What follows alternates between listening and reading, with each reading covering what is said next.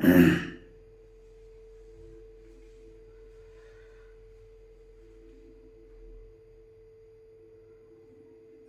विद्यार्थियों,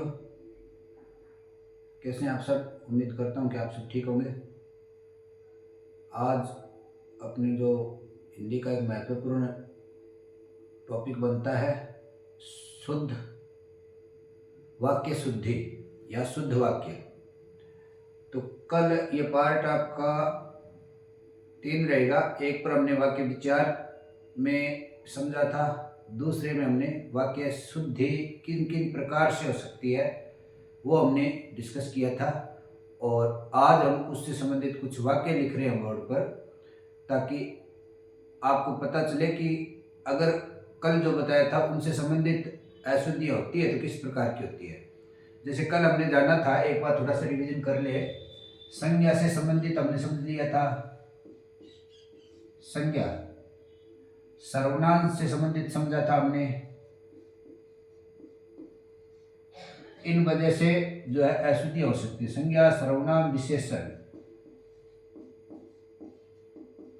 विशेषण, क्रिया और पदक्रम। पदक्रम ये डिटेल से कल मैंने एक अक्षर में बता दिया था। पदक्रम या आवश्यक पद, आवश्यक पद लोप, आवश्यक पद लोप हो जाता है या अनावश्यक पद का प्रयोग कर देते हैं। अनावश्यक, अनावश्यक पद का प्रयोग कर देते हैं। प्रयोग कर देना इस वजह से हो सकती है। लिंग से संबंधित हो सकती है, वचन से संबंधित हो सकती है, कारक से संबंधित हो सकती है, या फिर पुनरुक्ति से संबंधित हो सकती है।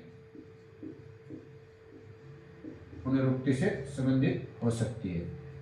तो इन पदों का प्रयोग कहाँ करना चाहिए और हम कहाँ कर देते हैं, या फिर किस पद का प्रयोग करना चाहिए उसका हम करते ही नहीं है, पद का लोप हो जाता है, या अनावश्यक पदों का लोप, आवश्यक पदों का लोप कर देते हैं, अनावश्यक पदों का प्रयोग कर देते हैं।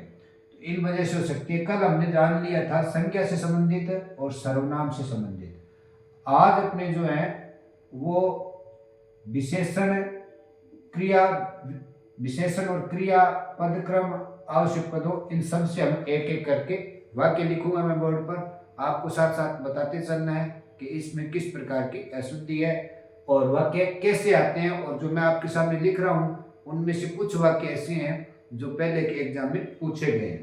तो पहला वाक्य है कि बंदूक एक उपयोगी अस्त्र है। बंदूक एक उपयोगी अस्त्र है। अब देखें, बंदूक, बंदूक एक उपयोगी अस्त्र है। इसको शुद्ध करना है या फिर ये शुद्ध है, पहले से आपको बताना है कि ये वाक्य शुद्ध है या अशुद्ध है।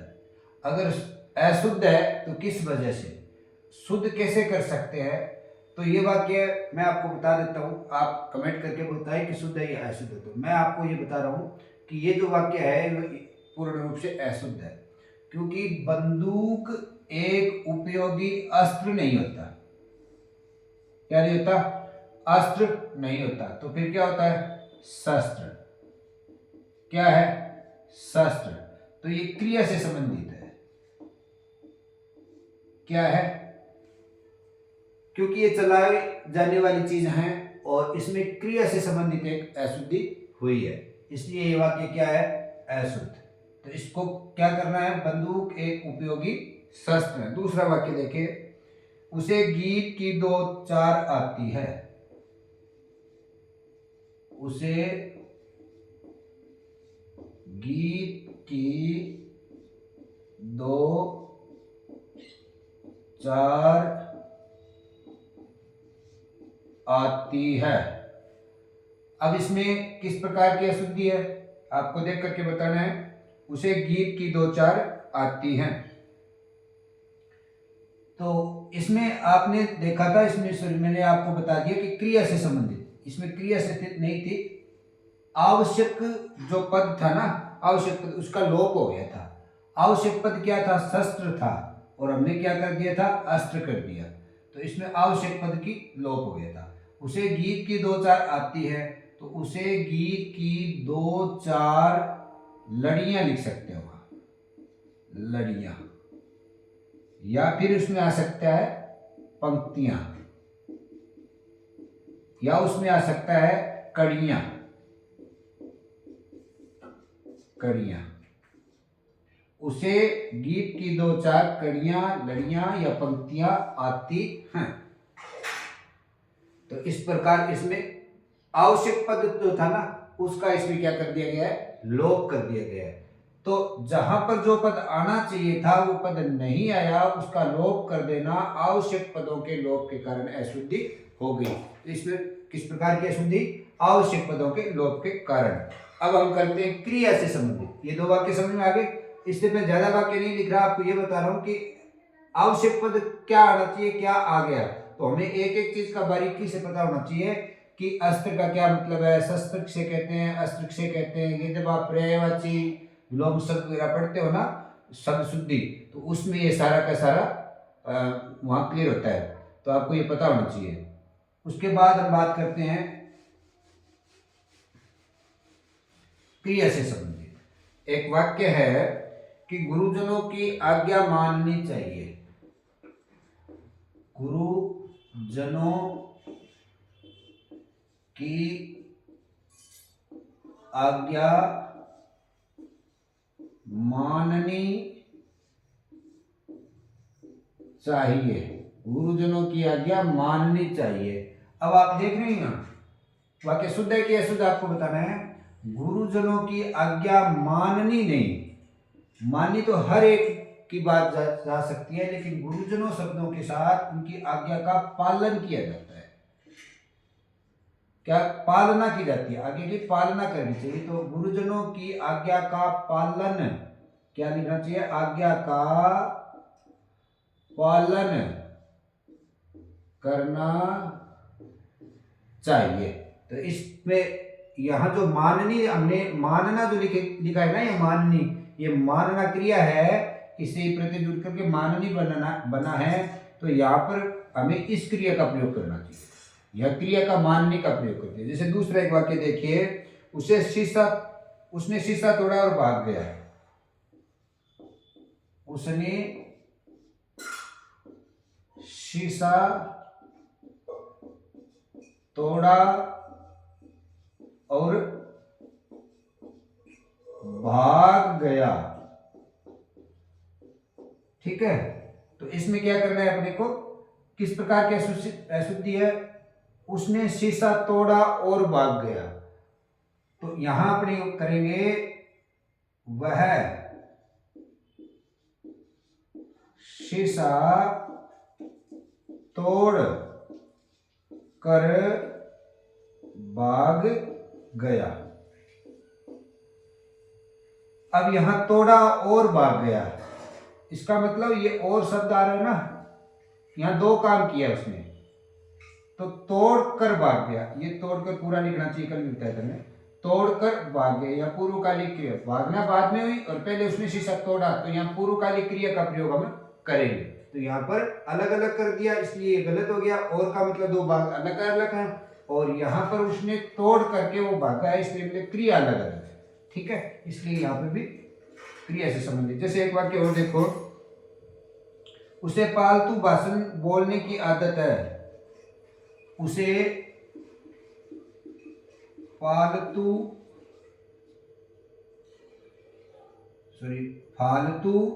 भाषण बोलने की आदत है। यहां क्या करना है? उसे फालतू भाषण देने की आदत है। ये लीजिए, ये जो भाषण बोला नहीं जाता, भाषण दिया जाता है, भाषण देने की आदत है, तो ये क्या होगी, क्रिया से संबंधित अशुद्धि होगी। तो दो चीज समझ में आ गया। आपको संज्ञा से संबंधित कल बताया था, सर्वनाम से संबंधित बताया था, और आपको बता दिया गया कि आवश्यक पद का लोप किस प्रकार के कर देते हैं, कौन सा पद करना चाहिए वो नहीं करते, दूसरा कर देते हैं, और एक आज आपको बता दिया गया क्रिया से संबंधित। अब नेक्स्ट जो हमें करना है वो हम करेंगे लिंग संबंधी अशुद्धि। लिंग संबंधी अशुद्धि, लिंग संबंधी अशुद्धि। आप देखेंगे, एक वाक्य लिखता हूं मैं, अच्छी पनीर अब मिलता कहां है। अच्छी पनीर अब मिलता कहां है। तो इसमें किस प्रकार की अशुद्धि है, लिंग संबंधी। पनीर जो है कैसा है बताइए, पनीर बिखर गया, पनीर खरीद लाया, इसका मतलब है पनीर जो है ये पुल्लिंग का है। किसका है, पुल्लिंग का। और ये जो पुल्लिंग का शब्द है मिलता कहां है, तो आपने क्या लिखा इसको, अच्छी पनीर अब मिलता कहां है, तो अच्छा, अच्छी लिख दिया ना, ये पनीर पुल्लिंग का है, तो अब यहां क्या करने पड़ेगा, अच्छा पनीर अब मिलता कहां है, ऐसा करना पड़ेगा। इस अच्छी की जगह क्या, क्योंकि ये पुल्लिंग का है इसलिए क्या करना पड़ेगा, अच्छा पनीर अब मिलता कहां है। नेक्स्ट वाक्य देखो, प्रशासन जनता की सेवा करती है। प्रशासन, प्रशासन जनता की सेवा करती है। ये जो प्रशासन है ये पुल्लिंग का शब्द है, और करती है जो स्त्रीलिंग का शब्द है, इसलिए लिंग का सही प्रयोग नहीं हुआ। प्रशासन जनता की सेवा करता है, यहां पर क्या करना पड़ेगा, करता है। तो यहां पर किस प्रकार की अशुद्धि हुई, लिंग संबंधी अशुद्धि। यहां पर किस प्रकार की अशुद्धि थी, लिंग संबंधी अशुद्धि। तो आज हमने ये भी जान लिया लिंग संबंधी। उसके बाद हम करेंगे वचन संबंधी अशुद्धि। वचन संबंधी अशुद्धि, जैसे एक वाक्य है, मैंने हस्ताक्षर कर दिया। मैंने हस्ताक्षर कर दिया, इसका सही क्या करना पड़ेगा, मैंने हस्ताक्षर कर दिए। क्योंकि ये जो हस्ताक्षर शब्द है ये हमेशा बहुवचन में प्रयुक्त होता है, इसलिए कर दिए आएगा, न कि कर दिया। यहां पर ये बहुवचन क्यों दिया, और यहां पर हमने क्या कर दिया है, एक वचन का प्रयोग कर दिया है। तो हस्ताक्षर, हस्ताक्षर को यहां भी अपने को क्या करना चाहिए, बहुवचन, इसलिए ये शुद्ध है और ये क्या हो गया, अशुद्ध हो गया। आया समझ में। फिर एक वाक्य है कि मैंने गुरु का दर्शन किया। मैंने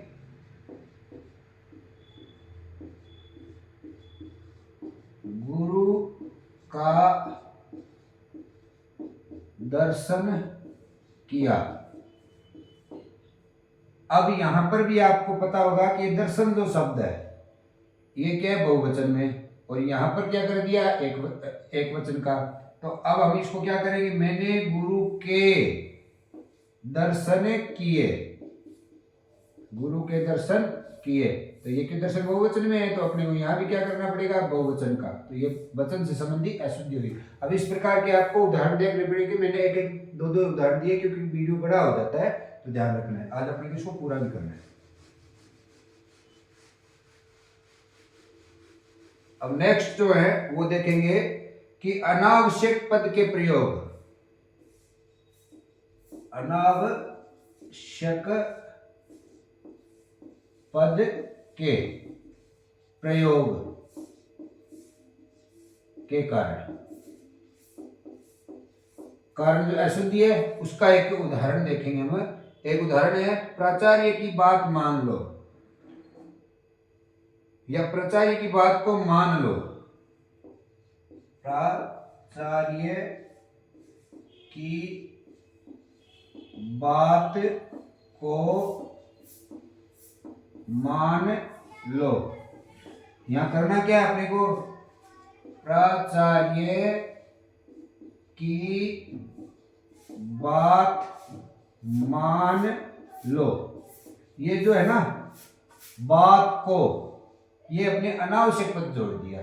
सिर्फ मानना क्या, करना क्या था? बात मान लो, इतना करना था। एक वाक्य है कि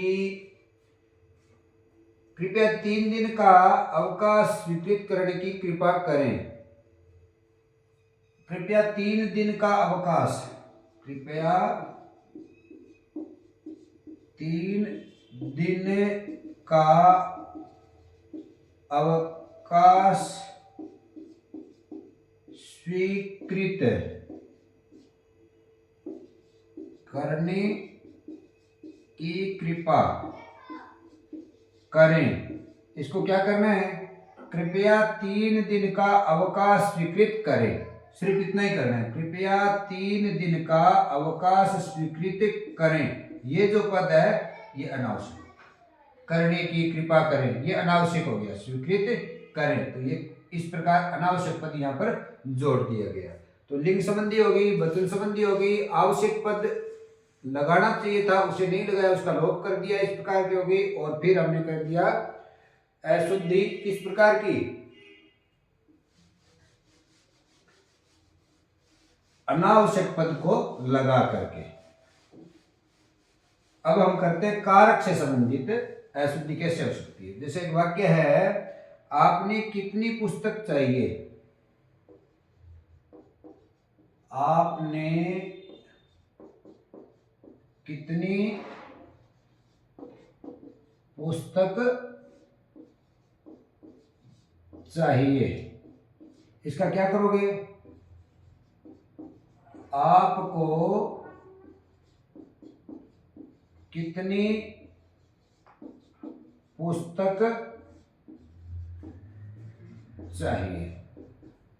यहां पर क्या है? ये जो ने, ये जब तिर्यक स्थिति होती है तो ने का जो प्रयोग हुआ है ना, ये भूतकाल में होता है और यहाँ पर वर्तमान की बात हो रही है। तो यहाँ पर किस कारक का प्रयोग करना चाहिए था? हमने को का, और हमने किसका कर दिया? ने का। इसलिए ये क्या हो गया? गलत। जैसे आपने कितनी पुस्तक पढ़ी, ये भूतकाल की स्थिति है ना, इसके साथ तो ने चल सकता था, लेकिन ये वर्तमान की जो स्थिति है उसके साथ ने नहीं आएगा, उसके साथ को का प्रयोग हमें करना चाहिए। जैसे अपने को एक देखना है, मुझको स्कूल जाना है। मुझे को स्कूल जाना है। यह क्या करना है? मुझे स्कूल जाना है। तो यहां पर भी क्या कर दिया गया? को का प्रयोग गलत कर दिया गया। तो ये इस प्रकार कारक से संबंधित अशुद्धि हो सकती है। अब हम करेंगे विशेषण से संबंधित अशुद्धि।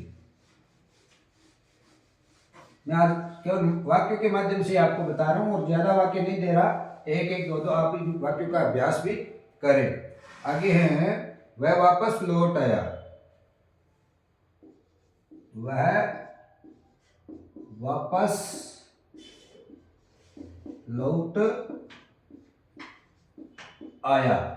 यहां क्या करना है? वह लौट आया।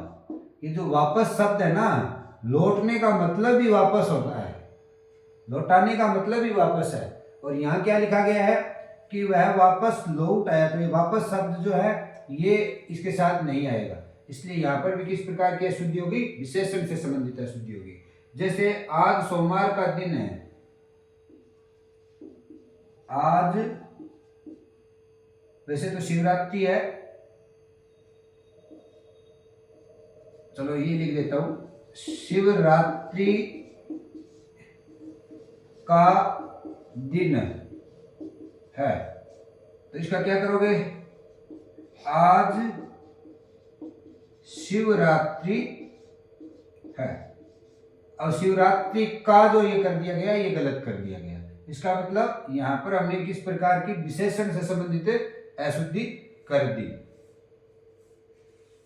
अब देखेंगे, वह प्रातः काल के समय आया था। वह प्रातः काल के समय आया था, इसको कैसे करोगे? वह प्रातः काल आया था। तो इस प्रकार इसमें भी किस प्रकार की अशुद्धियां हो रही है? यहाँ विशेषण से संबंधित। ये आप जैसे जैसे वाक्यों का अध्ययन करेंगे ना तो ही समझ में आएगा, नहीं तो क्या है कि यहाँ एक दो वाक्य लिख देने से हम सारे क्लियर नहीं कर सकते और नए सारे वाक्य लिखे जा सकते, आपको अभ्यास करना पड़ेगा। उसके बाद है नेक्स्ट, ये तो हो गया था विशेषण से संबंधित। अब हम करते हैं कुछ विराम चिन्हों से संबंधित भी अशुद्धियां हो जाती है। विराम चिन्हों से संबंधित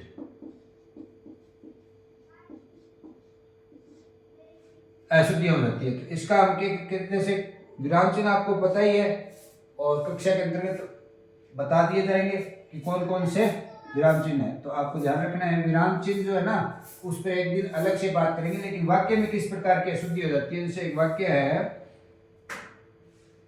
कि वह क्या सुंदर बगीचा है। वह क्या सुंदर बगीचा है, जैसे यहां लिख दिया वाह क्या सुंदर